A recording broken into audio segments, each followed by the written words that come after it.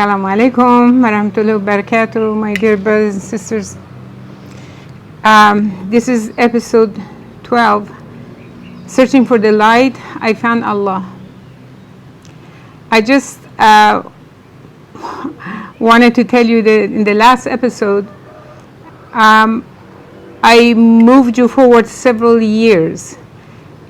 I was living in the house when the brothers came and visited. I started fasting, and then I jumped a few years ahead because I needed to tell you about my process, then with the hijab, the dream, and then with the second husband. Then I had to leave it and bring you back to where I left off. I mentioned I had another dream. At this time, I was living in the house. I was starting to practice. I was fasting. I was reading the Quran. But I'm not connected to any Muslims, to any community. These two brothers came and visited, and it seems like they gave me a good motivation and a good start to start fasting. And then I started, talking with Allah. I said, I'm alone here. I have two kids and mother, and no Muslims. How do I get stronger in the religion? I only have this Quran. What do I do? And I was asking Allah, not once, not twice. I was asking Him again and again, several times. And then one night, it was Ramadan. Before I went to sleep, I really made dua to Allah subhanahu wa ta'ala, and I said, Ya Allah, guide me. Whatever you want me to do, wherever you want me to go, I will go. Just Allah guide me. So I slept. I dreamt that I was in Los Angeles, staying in one of the apartments that my brother was like a builder. He had built some apartments. He had some units there, and I was staying there with my mother and a younger brother with the kids. And I woke up and I said, Allah, I know for sure this dream was not from you. I know for sure. I was already living in Los Angeles 15 years. It is not a place where I want to go back to. I was arguing actually with Allah. It is not a place I want to go to. I don't want to be in Los Angeles. It's a horrible place. 15 years was enough. I moved away. I came Northern California. I want to be in nature. I want to be close to you. How can I be close to you in Los Angeles? I'm arguing with Allah. It's just like, it reminded me later, the story of Prophet Abraham alayhi salam. Of course, I'm not him arguing about Lut and his family and his qawm. Anyhow, I said, okay, Allah, I'm going to eat my suhoor and I'm going to sleep. If this was from you, please give me this dream again. If you give this dream to me again, I promise I would obey it, because I'm sure this was not from you. For sure, you didn't give me this dream. So I had my suhoor and I slept. And guess what? I had the same dream. I had the same dream, to a point where I woke up. I sat up in shock, where it seems like Allah is knocking on your door, say, get up, pack up and leave. You cannot stay here. That morning, I made some calls to some friends, husband and wife. They're very good people and they move around a lot. And I said, would you like to rent my house for a while? I don't know how long, but I need to go to Los Angeles. I need to move to Los Angeles with the kids. I leave everything here with you. I just take my car and the kids. And they said, yes, but we need a couple of months to prepare for it. I said, okay, I also need time. After a couple of months, I left, went to Los Angeles. And sure enough, the apartment my brother offered me to stay with my mother, my other younger brother, was what was in the dream. So I immediately checked into a nearby masjid. Where's the nearby masjid? We haven't been in a masjid I've never been in a masjid in United States since I had moved 1969. I found a masjid. I went with the kids, and I found there's just a lot of combination of people, Pakistani, Iranian, Arab, and it's like some are standing with their arms like this, some are standing with their arms like this, some of Shias, some are Sunnis, and everything else. And I said, well, this is good. I won't feel pressed with any direction. I just want to be with Muslims. And I immediately let the kids start learning Arabic, taking Arabic lesson with a teacher.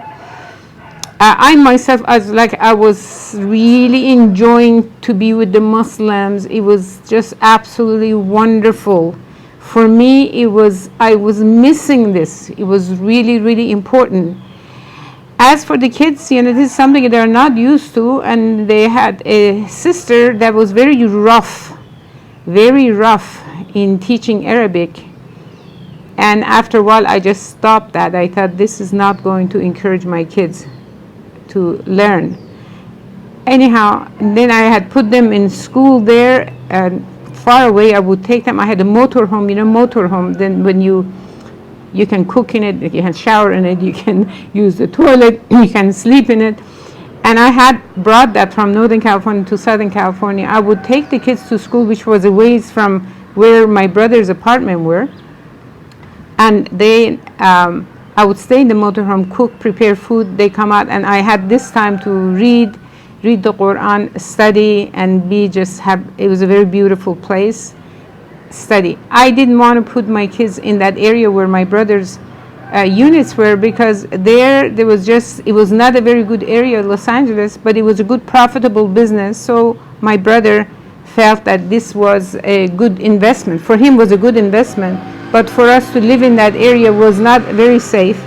A lot of gang members and crime, and it was not safe. But I'm following the dream, and plus I didn't have the funds to go rent an apartment in a better place in Los Angeles. And soon my brother asked me to manage these units. How many were there? I don't know, something like 80, 90 units. He had a partner there. I accepted because I was a real estate broker. I have management background. For me, it was good, and I am aggressive when it comes to this kind of thing. I can manage it properly. So I started managing the units, and I found that some of these gang members were actually, one time I moved from my place where my brother living to one of my brother's apartment. It was a townhouse, two level, was very nice, me and the kids, and my bedroom was upstairs, and I had alarm clock next to me. I went out a few hours, I came back, the alarm clock was gone. That means these gang members, one of them had climbed up, didn't find anything except this alarm clock, and he took it. Okay, so you guys are going to be dealing with me. So I went one evening when a bunch of them were gathered together. They're somewhere around 17, 18, 19, 20, very young. I went to them and I said, you guys are causing a lot of havoc around here.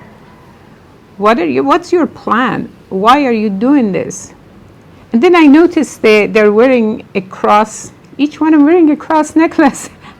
I said, why are you wearing this cross necklace? Oh, we want Jesus' protection. What? You want Jesus' protection? You go break into people's house, you want Jesus' protection? Jesus himself asked God for help. He asked people to follow God. What you're doing is, but I was not screaming at them. I was very kind with them. I was like a motherly. I was talking with them, laughing with them, saying, oh, welcome you guys, what about, why not change this way? Come on, let's. And soon enough, they're listening to me. Okay, so what should we do? So I was giving them daily, you do this, let's clean this place, let's go do this. And the robbery and all the evil stuff they were doing, it all stopped. I think they needed somebody to listen to them, somebody to care for them, somebody to mother them. Honestly, I don't know other places, but I think it's prevalent in other places. Most of the teenagers that get into trouble is because their mothers aren't there for them. The mother is there, is working or studying or into drugs or whatever. The mother isn't there. They need mothers. So I was mother for a while. Anyhow, things calmed down there, and then I was there for an entire year. And then there I made a lot of really good connection with Muslims in Northern California, and I felt like this is not where I belong. Allah brought me here to make the connection. And years later, I could see that because of that dream, I made the connection that it affected me and will affect me the rest of my life because of the people that I met. Anyway, I have said a lot. I have so much more to say. I will keep that for the next episode, inshallah. Assalamu alaikum wa rahmatullahi wa barakatuh.